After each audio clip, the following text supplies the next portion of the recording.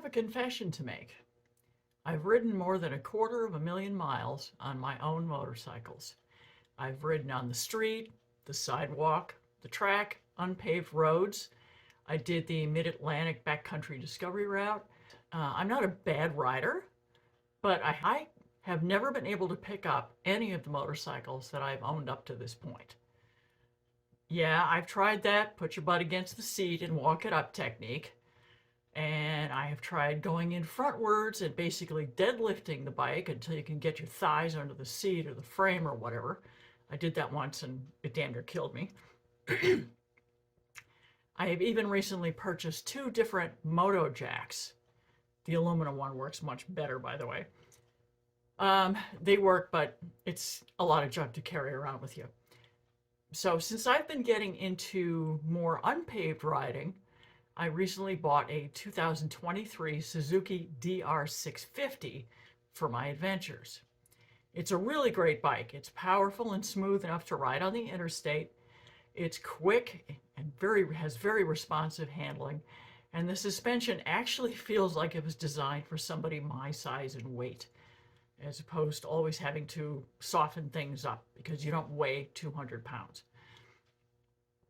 And according to Suzuki, it only weighs 360 pounds with a full tank of gas. That's about 150 pounds lighter than my V-Strom 1000, which was my previous lightest bike. So I thought, well, I've been working out really hard.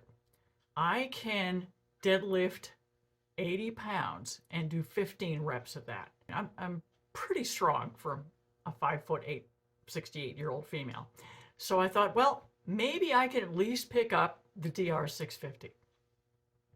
So my husband Todd asked me, do you know how much that bike actually weighs with the accessories that you have added to it? And the answer was, well, not really. I think around 380 pounds, because I was weighing the accessories as they came in, as I took them out of the box. A load cell, which is basically a scale that you hang from something as opposed to standing on. And we hung it from a portable engine hoist. Then we wrapped rope loops around the front and back wheels of the DR650 and hoisted the whole bike off the ground. Well, I was surprised. It weighs about 410 pounds with the pannier racks, the luggage rack, the skid plate, the windshield, yada, yada, yada. A little more than I expected, but still, that's 100 pounds lighter than the alleged bare weight, curb weight of the V-Strom.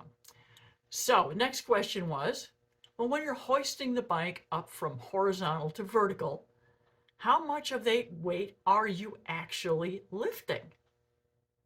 Right? Good question. You're not jerking the whole bike off the ground, but how much of that 410 pounds are you actually moving upwards yourself? So we first wrapped the rope around the rider foot peg and the bottom of the frame, which is what the instructions for all the Moto jacks tell you to do when you're lifting with one of them. Around the 45-degree angle as the bike was coming up, we saw a maximum of around 250 pounds that were actually being lifted to get that bike vertical. That sounds like quite a bit to be lifting up. So then we moved the ropes higher up to the upper pannier mount and the front engine guard, more like where you'd be holding onto it when doing that walk it up backwards lift. I didn't want to use the handlebars. It didn't look safe. It looked like we were going to damage something. So the maximum weight on that lift was only about 175 pounds. So could I lift this bike up by myself?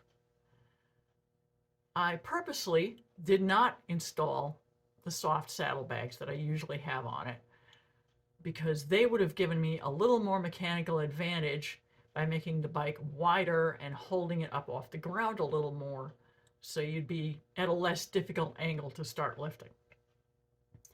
So I put the bike in first gear, wrapped a Velcro strap around the front brake lever, lowered it down on the right side, and got into that.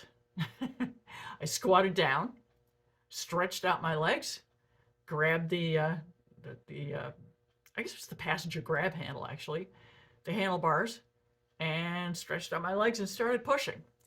So I lifted the bike until both wheels are touching the ground. Okay, that wasn't too bad. Then I started to dig in and push, and my feet were slipping, really slipping. I was shocked because the bike was on the grass, but my feet were actually on the rough asphalt paved driveway. I was shocked that I could not get a purchase on that pavement. It just wasn't working. So I tried again and again and again. Finally, we dragged the bike a little further onto the grass so that my feet would also be on the grass, and then I was able to do it. I thought I was going to die, but I did it. It worked. Well, that was with the bike on its right side, which is the kickstand, sticking up in the air. Real easy. You just get it up to vertical and push it over.